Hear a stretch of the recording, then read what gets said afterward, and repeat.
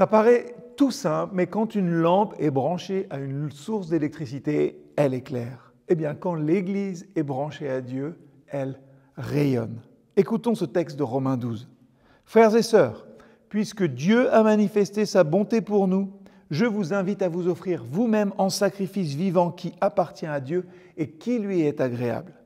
C'est là le véritable culte conforme à la parole de Dieu. Ne vous conformez pas aux habitudes de ce monde, mais laissez Dieu vous transformer et vous donner une intelligence nouvelle.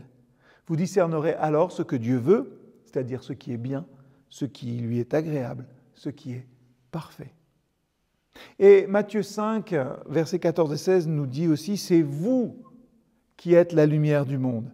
Une ville construite sur une montagne ne peut pas être cachée.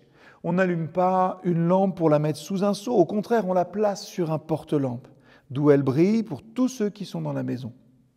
C'est ainsi que votre lumière doit briller aux yeux de tous, afin que chacun voie le bien que vous faites et qu'il loue votre Père qui est dans les cieux. » Paul dit « Ne vous conformez pas au monde, mais soyez transformés par le renouvellement de votre intelligence. » Et Jésus ajoute « Vous êtes la lumière du monde, que votre lumière brille. » Une église transformée, ce n'est pas une église parfaite, mais c'est une église qui vit une vraie différence. Joie au milieu de l'épreuve, pardon au lieu de la rancune, générosité au lieu de l'égoïsme.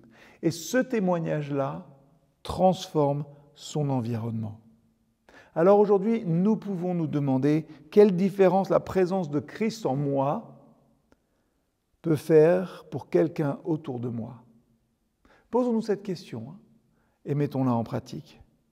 Et faisons cette prière sans cesse. Seigneur, transforme-moi chaque jour et fais de moi une lumière pour ceux qui m'entourent. Amen.